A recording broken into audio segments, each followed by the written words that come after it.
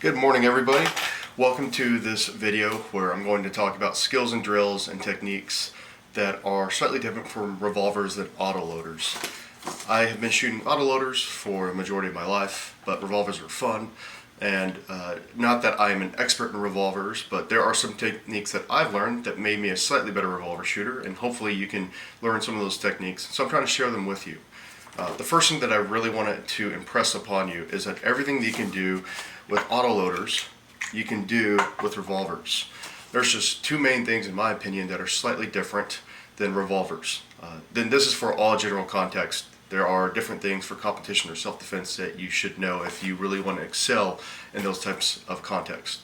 The two things that I found different are you have to have a little more gun handling, that is reloads. You have to have a little more dexterity with them. And second of all, you have to understand how to manage the double action trigger press more, which I really like because I love double action guns.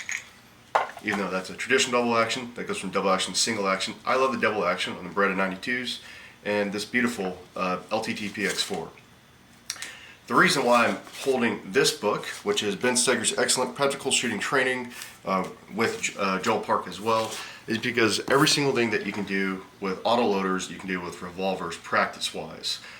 There's nothing new under the sun.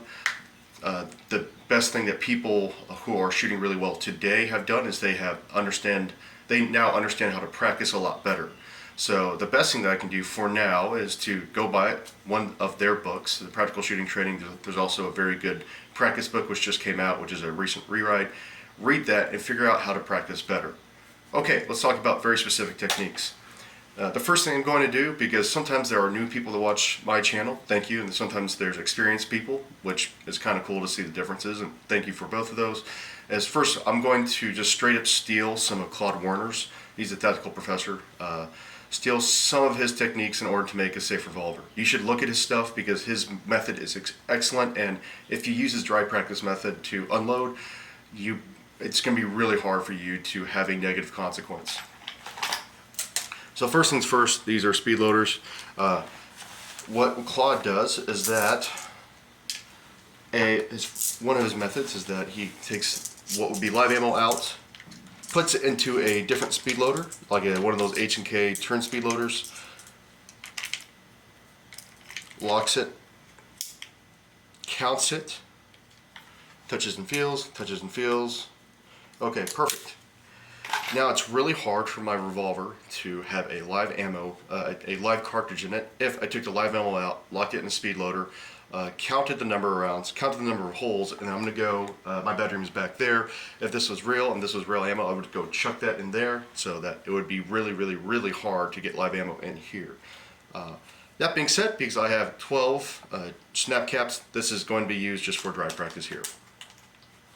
I highly recommend reading his dry practice information because you can be an excellent shooter, you can do the whole competition bit or just shoot for fun and self-development, but if you have a negative consequence at home, like shooting someone you love, that sucks. Don't do that. Okay, so let's talk about briefly the main differences between autoloaders and pistols. So the first one here is grip. So the grip is slightly different on an autoloader. If you can see, the way that I grip is I get way on the back here. You can see where the talon grips actually, maybe focus. Okay, no worries. Like I actually gouged into this beautiful sandpaper and just gouged it away. I really like to get deep in on the back strap like so. That being said, revolvers have a different shape. So what you have to do is you have to learn how to experiment yourself with your grip and your method. I'm providing with you a way. There may be multiple different ways for you to try it. The way that I like to do is with my support hand, I hold this on here, get high on the back strap, and then this is where I try to place, kind of weird here, like this part of my hand here. Try to cram it in there as much as I can. When I do this, I'm well aware that if you place your thumbs here, it's going to hurt, especially with a 44 Magnum. When I place my thumbs here, it's kind of hard for it to get there unless it's a really bad grip. If you feel uncomfortable with that, then you can fold your thumbs down as accordingly, or you can stack your thumbs. There are a handful and a half of really good techniques to use with grip. With revolvers, you should, of course, always mind the cylinder gap, especially with more snub-nose revolvers like this, which this is cool, the Detective Colt Special. Obviously this still has an older, bigger grip than bigger modern revolvers. But understand that if you do something like this, more of a Rob Vogel thing, you may impede the cylinder or hurt your thumb. You have to experiment with that yourself. If you switch between revolvers or autoloaders a lot, there's some nuance you have to understand. You see this has a round butt, whereas this beautiful 64 has a square butt here. There we go. When I shoot this 64, I have a little bit more space. I actually love this grip a little bit more, so I can really get on and really dig right into this back strap here. Your mileage will vary, but that is just some nuance that I personally found with the revolvers. And once again, if you have this very specific technique, like wrapping your thumbs over, then use that technique, but understand that if you go from autoloaders to revolvers, your revolver grip nuance will change, including the pressure vectors that you press into the grip, and maybe even the amount of how much you squeeze with your support hand, with your firing hand. Your support hand should be gripping as hard as it can. Okay, so now that we established grip, let's work a little bit on what everybody really likes, reloads. So there are two parts to the revolver reload. Here, maybe you can get here. You have to break down the pistol, you have to break down the revolver, get cartridges in here, and you have to close it and shoot again.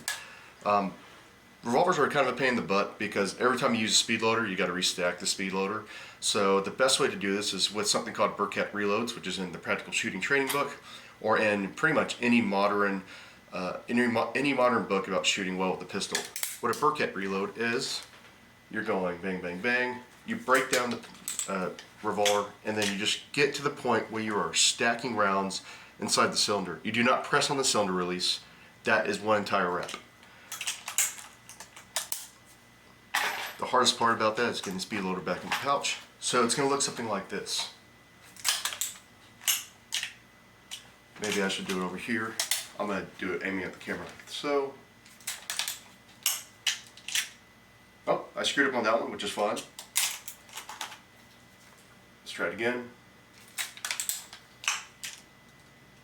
Screwed up on that one. If you have a timer, you should definitely set a par time for this. If you don't have a timer, there are shell timers on your phone. But you should get it invested in the timer, even if it's this little like AMG, I think it's called a Sidekick. That's an inexpensive timer that's actually not bad for dry practice. I got the AMG Commander, so I'm going to show you a couple of reps with a Burkett reload with here.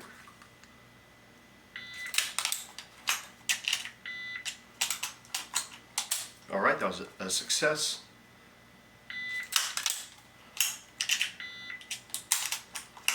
That was a success. Nope. Kind of didn't stack my speed loader appropriately with that one. But that's an example. When developing skill, your failure rate should be maybe 70 to 80%. Excuse me, your pass rate should be 70 to 80%, which means you need to fail about 30 to 20% of the time. There is a time to go slow to like learn the methods of what am I doing, I press this, okay, grab it, go here. But if all you do is practice going slow, you're going to be slow. Slow is slow, fast is fast. You should try to be smooth and fast. In order to build speed, you got to learn how to fail. If all you're doing though is you're trying to beat a par time, I'm gonna knock this down to like 185. If all you do is trying to beat a par time, and you are failing all the time, managed to get it there. But if all you're doing is failing the entire time, then you're not really learning. By that time, if you're set a 3-second par time, you're getting it every time. You're not improving. You need to be at this weird, uncomfortable pace in order to grow. Unless you're really first brand new, learn the motions, but then speed it up abruptly with the par time. The second half to the Burkett reload is learning how to actually put the gun in front of your face. So you press this. Now that you have the cartridges inside of here, you press this, and then a good rep would look something like this.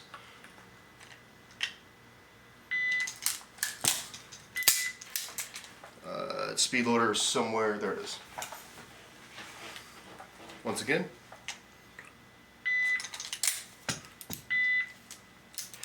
You don't have to press the trigger. Sometimes it is actually not beneficial to press the trigger because people just try to beat the part time and just go wham, and it's like you didn't see anything.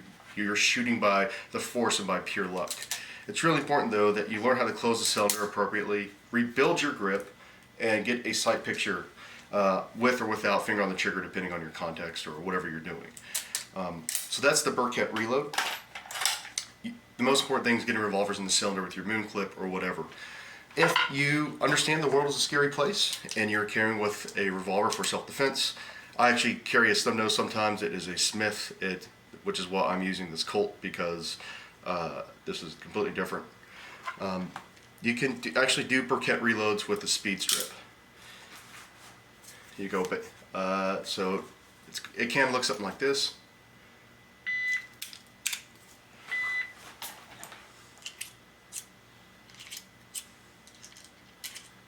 So with the speed strip, normally you would peel them off, and there are multiple videos, and there are excellent techniques for a speed strip. What you can do though is just place 2 in there, and then do the next 2, and then the next 1 or 2, whatever your preferred method is. Some people prefer 5. This is not my preference. I have 5 rounds in here. Some people do 6. Some people do 2 and then space 2, then space 2 with different speed strips. I'm not telling you which to pick with this, but you can practice putting the actual rounds in here, do the next 2 rounds, so on and so forth, in order to you just practice indexing the round in the cylinder. Obviously, the reason that I don't want to peel them off all the time in reload practice is you can get a heck of a lot of reps like this. Here, I'll show you some.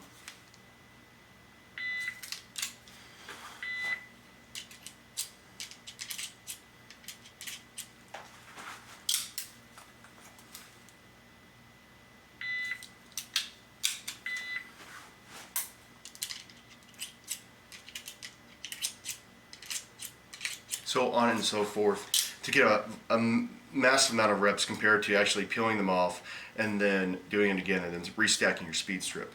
Obviously, there is a time where you need to incorporate actual reloads, so you need to do the entire thing, hopefully with a part time, but it just takes a lot of time to stack speed loads or to stack speed strips.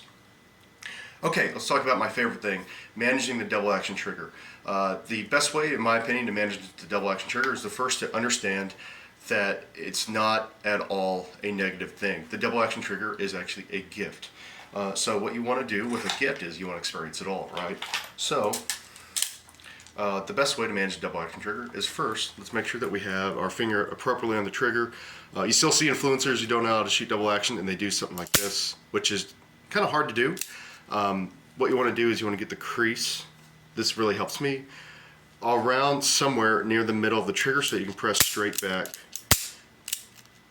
Try with you, place your finger in different areas and see what is easier for you to press the trigger and to manage it. I feel that a lot of people who've been shooting a heck of a lot of Glocks or 1911s or double stack 1911s, commonly called 2011s today, they may shoot their pad or whatnot, and that's kind of hard to do with revolver. Personally, it's got up to me. Up to me for everything. I try to use the crease unless I'm shooting like a very specific hyper accuracy bullseye thing. Okay, now that we figured out where to place your finger on the trigger, let's learn how to manage the double action trigger. There are 2 things that you can do, that you should do, to learn the double action trigger. The first one, have a really small target. I have it's actually an I-voted sticker, which is about an inch, maybe an inch and a half, like diameter oval wise. So what I'm going to do is, untied, I'm just going to place my finger on the trigger and then always working the trigger in a constant motion, press it so that my sights don't move. Here's some examples.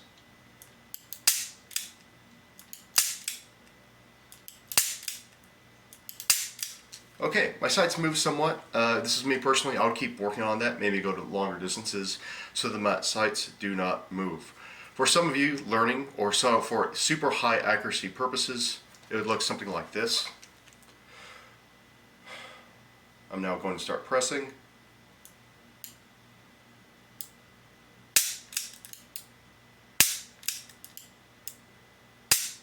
Okay.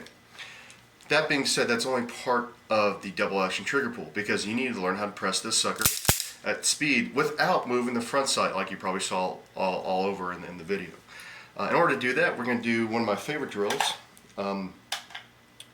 where it's pretty easy to show you what it looks like. So my part-time sit at a random beep. Let's do it. Okay. One more time. What I'm doing is essentially trying to beat the part-time. Not beat the part-time, beat the beep. So the beep is my permission to go, and I'm trying to finish my trigger press by the end of that beep. This is what a bad trigger press will look like. See if I can do this from the side. Here, maybe let me get closer so you can see an even. There we go. You see that big dip? Let's try it again. Okay, so the difference between those two was sights moved all over the place in that first one, and the sights moved less, but they were both the one before that was a 27, the one after that was a 27. You can learn how to press the trigger urgently without moving the sights. And that really is what the double action trigger comes out to. A lot of people practice, okay, I'm going to really get on sights, I'm really going to press the trigger, bang, and then they go to a match, and then they're all over the place because their grip is not set, they don't know how to press the trigger. Managing the double action trigger comes to really managing target size and difficulty, which is the same thing as regular autoloaders, which is what you learn if you go to a modern class on how to shoot fast and accurate. So looks like this turns out to be maybe a 20-minute long video. Thank you all for watching. If you watched this far, briefly let's go over what we talked. Revolvers and autoloaders are the same, except for two main things, which is gun handling, and finally, which is predominantly reloads, and then managing the double action trigger. What you should do is go find a modern book, learn how to practice, and then get to it. That being said, you first need to experiment with your grip, because just any type of new gun, you need to get a good foundation with your grip. You need to practice Burkett reloads, where you first put the cartridges or the snap caps into the cylinder, put it into the cylinder, put it into the cylinder, and then the second half, which is to close it and then get back on target. That will allow you to get a high quantity of reps in a short amount of time. Afterwards, you can really work on managing the double action trigger press. The first one is to do a double action trigger press with a small target, and make sure your sights do not move. If your sights move, okay, that's fine. Just learn how to press more appropriately with your shooting hand. You can only do so much with your support hand. Your shooting hand still needs to press the trigger straight to the rear. Then you need to learn how to do that at speed. So with your timer, try to beat the beep, the first beep, obviously, not the part-time beep, where your trigger press should be maybe anywhere from 0.2 to 0.3. It might be hard for some of you, which is great, because if it's hard, then it's worth learning. I'm going to go ahead and upload this video, and hopefully it will help some people out. Thank you for your time.